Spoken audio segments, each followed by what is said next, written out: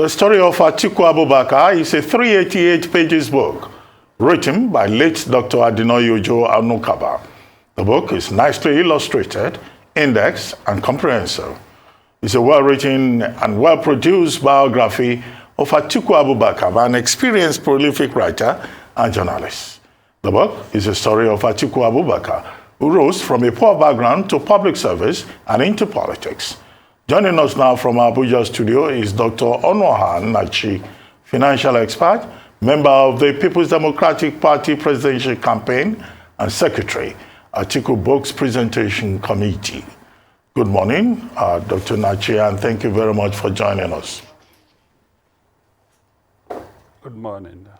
Good morning. Well, the book, The Story of Atiku Abubakar, that book was published in 2006 by Onukaba Adinoyojo, now blessed memory, who was a special advisor to then Vice President Atiku Abubakar. But the book has become relevant again to tell the story of the candidate. Can you take us through the highlights of that book and why your campaign council has decided this time around to draw attention to the book again?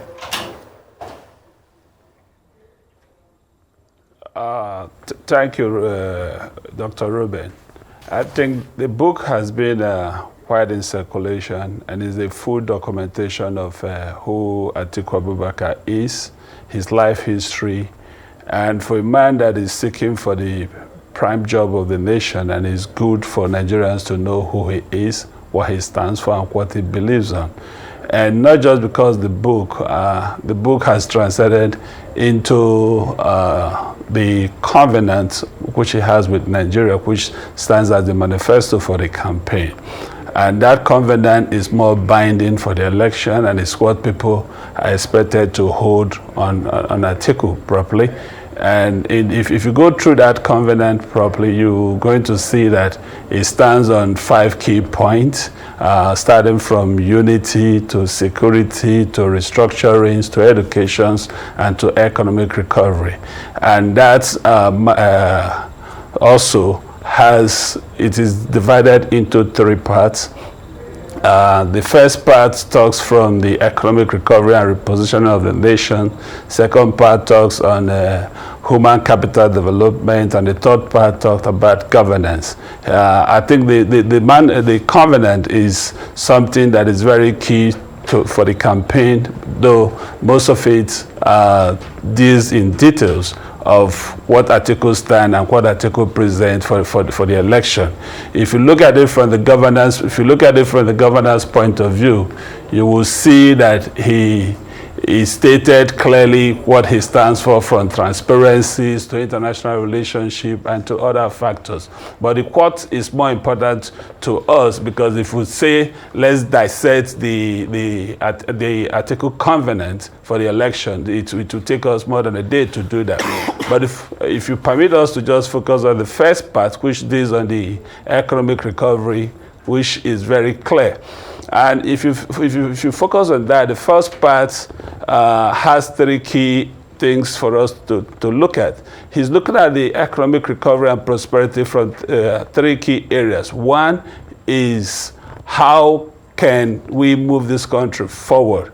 There are certain sectors that the federal government still have monopoly upon. We are talking about how that monopoly of government can be taken out so that private sector participations will be the key drivers. And we're also looking at, for us to boost that economy, that private sector will be the leadership that will drive the economy recovery process. And you're also talking about running a market that is price dependent, so that the pricing system determines the market.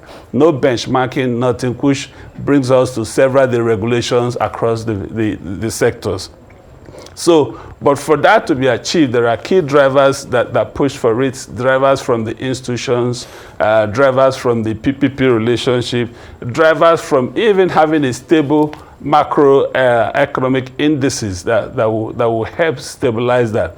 And when we talk about macroeconomic indices, we'll take it from the inflation rate, the interest rate, the exchange rate. All these have a role to play in driving a stable macroeconomic environment. Is someone that is coming into government who is prepared, must tell us what he wants to do and how he wants to do it. So if you review that covenant, you will see that the covenant will tell you where we are, where we want to be, and how we're going to get there. Not compared to what we have today. We have an economy that has been run down to the barest minimum that any nation could have. If you pick it from maybe 2019, you just mentioned it in one of your programs. The debt servicing rate has been increasing. By 2019, we were doing about 58% debt servicing.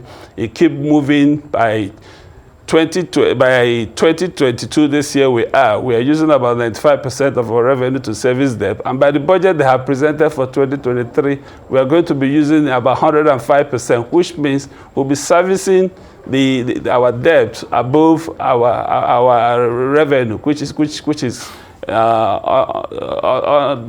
don't know how to understand that. You can't even explain that. So it becomes a key issue. So I think I will leave it there for now. Okay, so what are the solutions espoused in this book about the economy? Reviving the economy requires some institutional frameworks to be changed. You also can revive the economy from even increasing our infrastructure stock. Our infrastructure stock is below 30% as compared to the GDP. Our tax contribution to GDP is a single digit, and it shouldn't be that way. So when you look at this, you know that you must intentionally increase the infrastructure stock. The question you ask, how do you increase the infrastructure stock? Because of where we are today, how the economy is.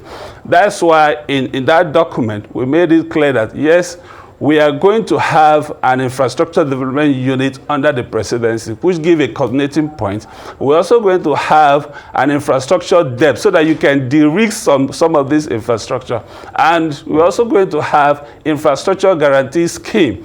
That scheme will now make it easy for some of these infrastructures to be easily converted.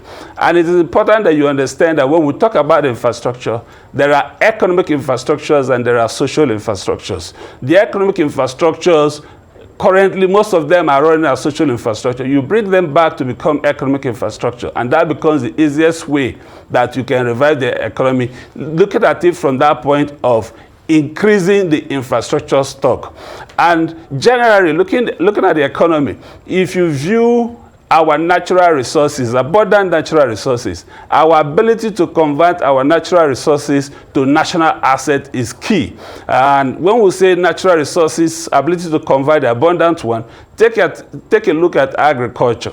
The agriculture sector of Nigeria is well blessed. We cannot talk of a nation that is having over 35 million hectares arable lands, and we are complaining of food security.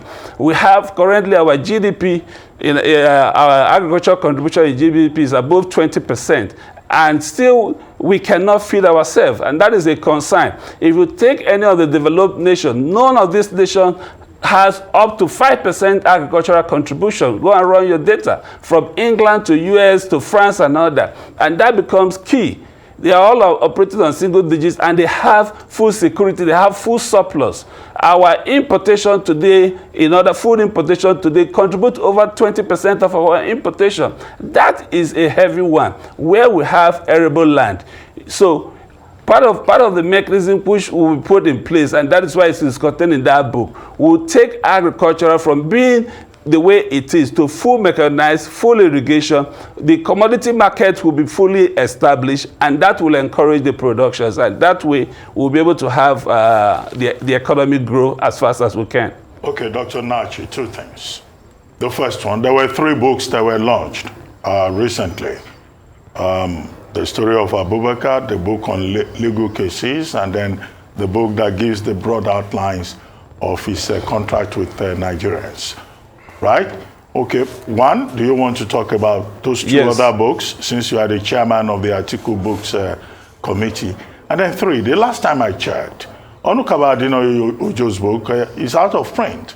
Have you had to print new copies so that you can get the book, The Story of Atiku Abubakar, into the hands of his supporters or the electorate, because that book was out of print at some point. Have you done a new, produce new copies of the book? And then talk briefly about the other 2 books. Okay, the book by The Story of Atiku is a chronological history of his life. The humble beginning and how he lost his father at early age and how he grew to become an adult. And that is what really gives you a detailed understanding of who he is. Which I said, if you want to be a president, you should be able to present yourself so that people will know where you're from and who you are and what you can do. And the other book, which talks about the restructuring. Most politicians today that are running for presidency are avoiding that story of restructuring. Nobody wants to dive it. Nobody wants to talk about it. And now we have a man who has put up a book about that restructuring, making sure that his positions are known. And when he talks about restructuring, he's not looking at it from the point of getting more resources to one state. It is full devolution of power, because as you get more resources, you get more responsibility. And that is key, and that is very imperative for anyone talking about restructuring to understand. So many, in his thought and his belief, and as contained in that book, so many responsibilities are bestowed on the federal government, and which should not be so. And if you do that, once you do that full devolution of power to a greater extent, take a typical example on the power generation issues. That is a no-go area. Some states has small dams or average dams that could generate up to 100 megawatts. But because of the exclusivities of power generation, they can't do that. So a man that is running for president who has put up a book and tells you, you know what, I believe in this restructuring. I believe in these devolutions of power, and I will do it, and I can make it happen because I understand it. I'm a product of faith, and I believe that it can happen because it is one of the symbols that will bring the unity of the nation, and that is very imperative to be done. So, and the other third book that is there is a collection of legal matters that he has fought to establish democracy. There are certain things that are well institutionalized today that are from that particular book. And that content is what Nigerians need to know. I'll give you a few examples. There's a case between Atiku Abubakar and INEC, where before now, INEC could disqualify a candidate running for election. He challenged it to the Supreme Court and established it. This was even before the current amendment that included that. You can imagine what he saw as far back as 2007. We are getting it into our constitution, into a document in 2022. I mean, that tells you how foresighted he is. And I'll bring another case up for you to reference. Dr. The Nnachi? case between him where he challenged the power of the president to just dismiss the vice president. And that case went out to Supreme Court, and it was well established as an institution. Well, Dr. Nnachi, well, thank you for that overview, but we seem to be running out of time. I'd asked you, is the book, The Story of Abubakar, is it available or it is out of print, as I alleged earlier on? Briefly, No, we need to go. It is available. You've printed more copies. Okay, well, we'll leave it at that. It's a continuous one. Okay, thank you very much for joining us on The Morning Show.